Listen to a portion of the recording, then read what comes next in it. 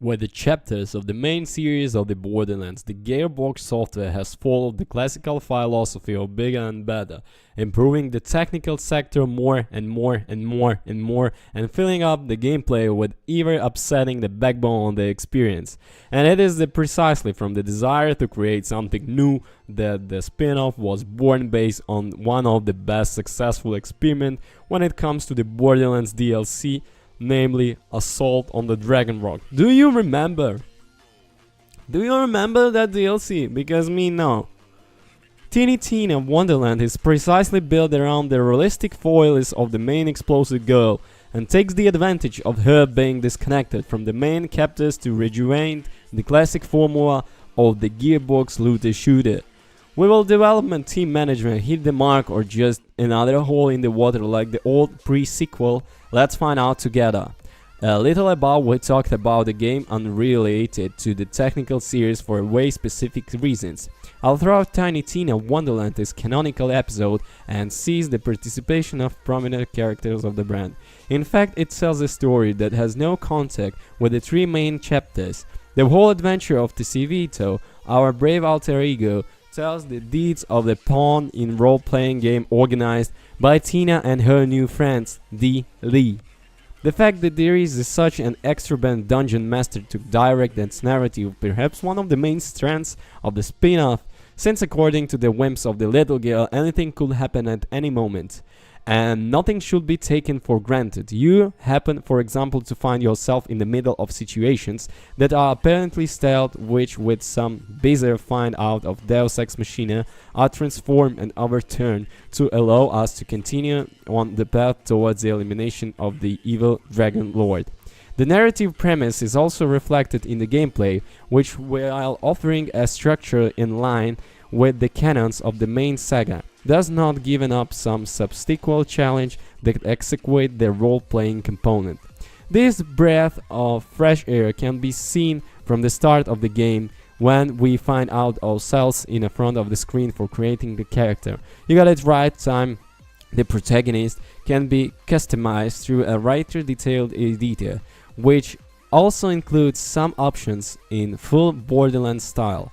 Of course, this menu also includes the option relating to class selection, each offering two active skills to choose from, a passive and a unique skill tree. To make these aspects of our shooter even more interesting is the possibility of manually disturbing the statistical points and the presence of hybrid class, a mechanic that is activated only after a few hours of play and allows you to unify 2 or 3 or more archetypes available, with the aim of creating the ideal warrior. In our case, we have created the Dhamma Mage, a mix between Saparmigi and Dormatigio, who unless lies the presence of its side of Wyvern that attack enemies with the elemental breath.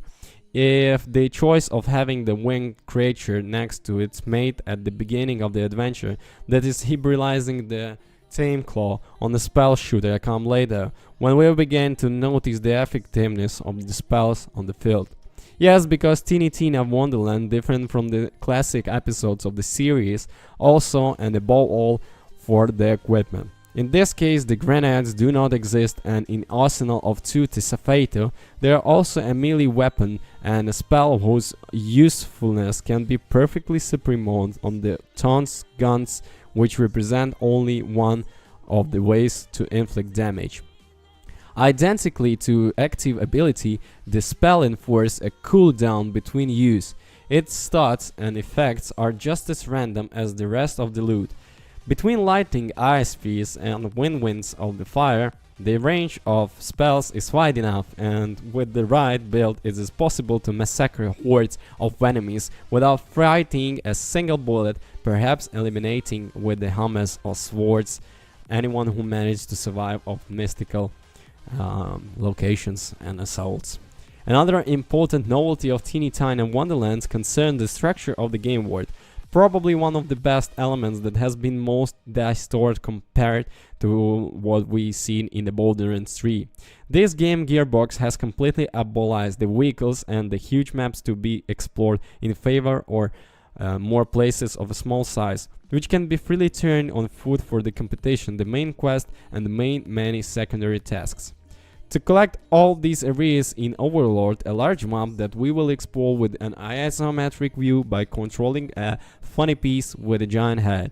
Here we will be able to access the various points of interest, complete simple puzzles, unlock upgrades, and even run into random encounters with the enemies like old RPGs. This kind of clashes, which be avoided with the push of button, take the places into small areas where a horde of enemies must be slaughtered in order to access a reward and then turn to the overworld. If you are turning up your nose in front of such setting, we invite you to give the latest Gearbox effort a chance. Thanks to the smaller maps and areas in the overworld, the game action is more conceited, dead times are avoided in which creatures too weak for our character are eliminated, and almost all of the time spent fighting. From a technical point of view, Teeny Tina Wonderland does not differ much from what we've seen in Borderlands 3, with an exception of simple stylistic choice for which the outlines of objects and characters are more marked.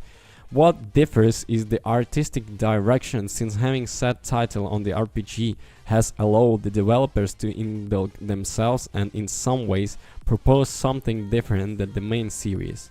This time there will be no usual robots or heavily armed soldiers, but among skeletons, huge sharks and mermaids will face creatures known to fans of medieval fantasy genre, revoked with that ironic twist that prevents anything that has to go and to do with the Gearbox IP. Unfortunately, the performance of the PC version is limp. The only one we tried for recording the review, just like the third chapter of the Gearbox software series. The game suffers when there are many elements on the screen, and it's little used to lower the graphic details on the resolution. In any case, it cannot be excluded that the development team can promptly solve the problem with a patch in the coming days in a view of official launch. Well, actually, this is the product, despite being more contained than its older brothers, does not rest on its laurels and manage to entertain the players for more than a few hours thanks to the presence of fun and primary quest and many seconds activities that they don't have. Nothing to envy to the campaign missions. Between bizarre characters, rivers of fluid and role-playing component that allows an elaborate construction of the perfect build, that the latest effort by Gearbox could be able to capture the attention of all those players who love the brand and who with the third chapter have started to feel the need for a breath of a fresh air.